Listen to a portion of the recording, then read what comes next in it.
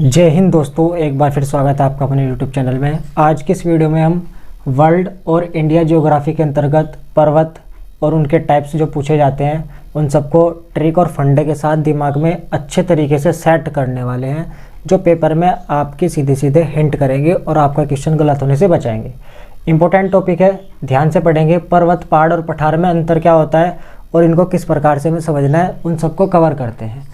सबसे पहले पर्वत, पहाड़ और पठार में क्या अंतर है ये देख लेते हैं।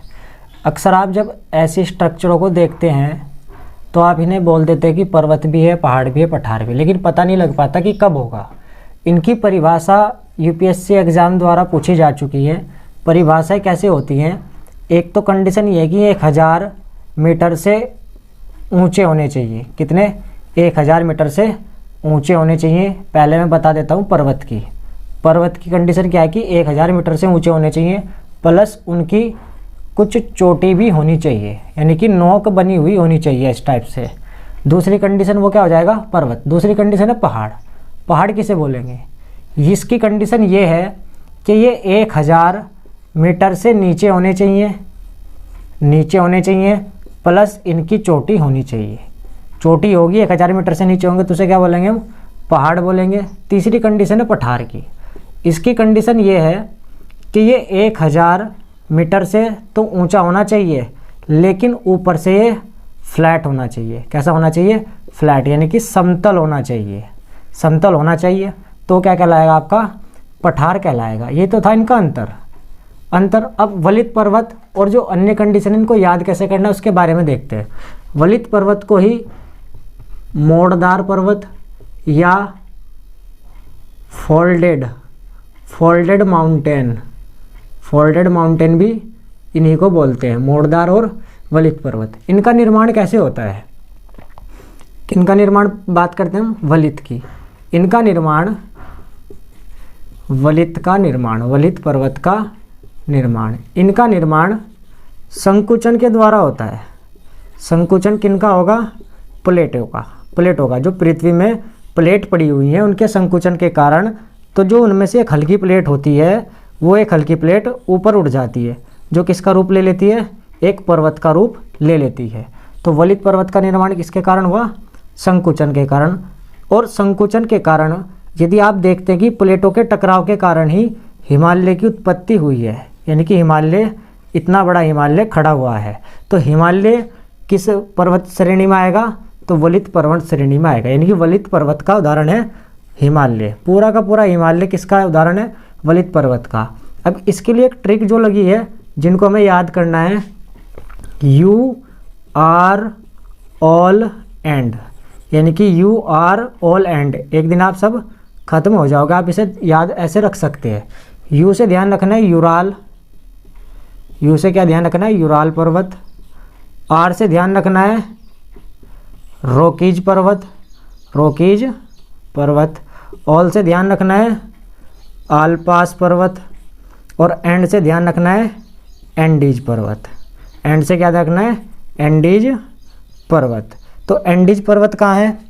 ये आपके दक्षिण अमेरिका में है। और पूरे विश्व की सबसे लंबी पर्वत श्रृंखला भी कौन सी है? एंडीज। और दूसरी कौन सी है? रोकीज। जब ये दक्षिण अमेरिका में है तो रोकीज कहाँ है? उत्तर अमेरिका में कौन सी है? रोकीज पर्वत श्रेणी। ये आपकी सेकंड नंबर की सबसे लंबी पर्वत श्रेणी है। रोकीज पूरे विश्व की सबसे लंबी है। फर्स्ट कंडीशन पे कौन सी है? एंडीज है। अब ध्यान कैसे रखना है, जब आप दिशा रखते हो पूर्व, पश्चिम, उत्तर, दक्षिण, तो एंड में क्या पढ़ते हो? दक्षिण पढ़ते हो। दक्षिण अमेरिका में एंडीज, उत्तर अमेरिका में रोकीज। यूराल कहाँ है? यूराल है आपके रूस में। तो यू, जब आप यू से हम ध्यान रख सकते हैं, यू के जब आप नाराज होते हो तो आप कहाँ जाते हो? रूस जाते हो। तब आप क्या हो जाते हो? रूस जाते हो। यूराल, रूस। और आलपास कहाँ है? यह आपके मध्य यूरोप में है आपके अल्पास। ये सब किसके हैं? वलित पर्वत के उदाहरण हैं। अब बात करते हैं अवशिष्ट पर्वत की। अवशिष्ट पर्वत या इन्हीं को हम प्राचीन पर्वत भी बोलते हैं।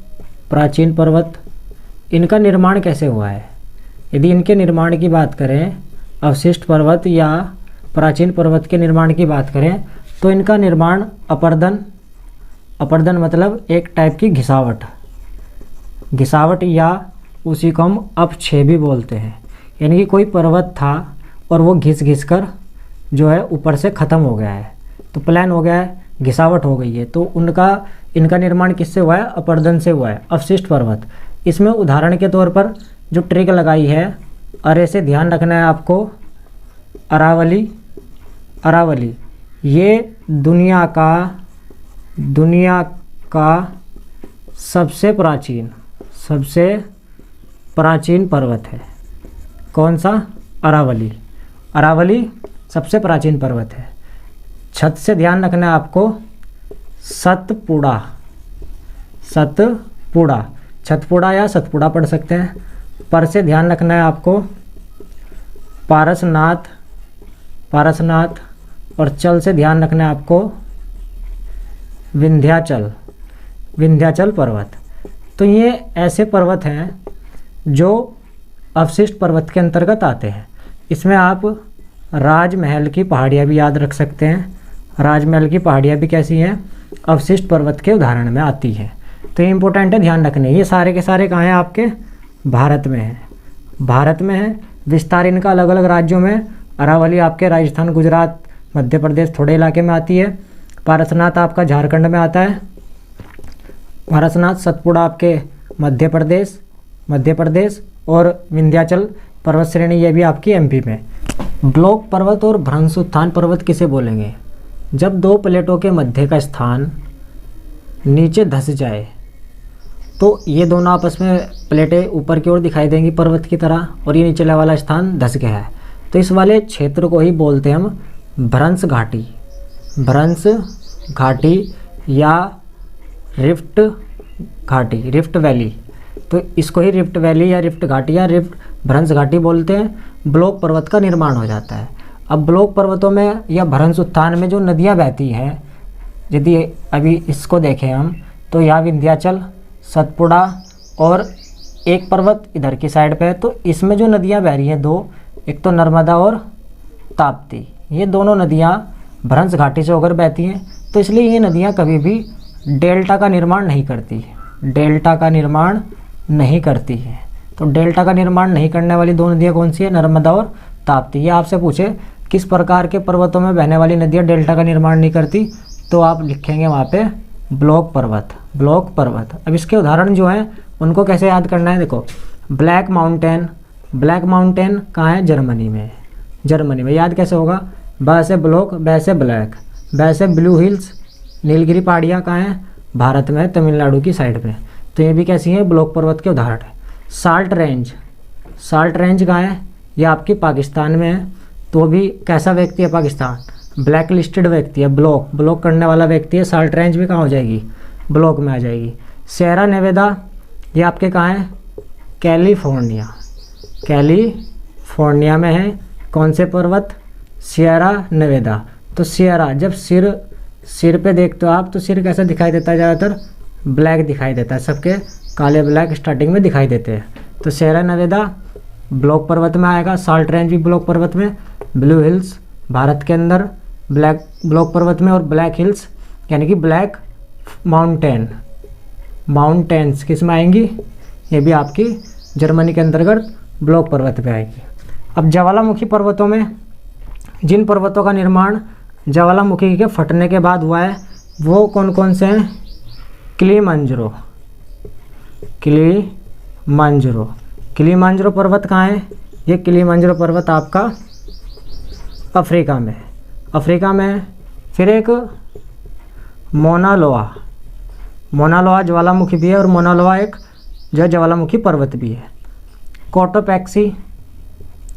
कोटेपैक्सी ये भी कहाँ है? आप ये भी क्या है? एक ज्वालामुखी पर्वत है।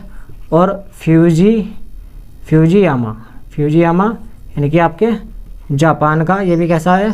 ज्वालामुखी पर्वत है।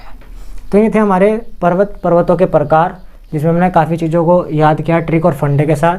यदि वीडियो अच्छी लगी है तो प्लीज़ लाइक, कमेंट, शेयर जरूर करें। आज की वीडियो में इतना ही, फिर मिलते हैं नेक्स्ट वीडियो में। तब तक के लिए जय हिंद, जय भारत।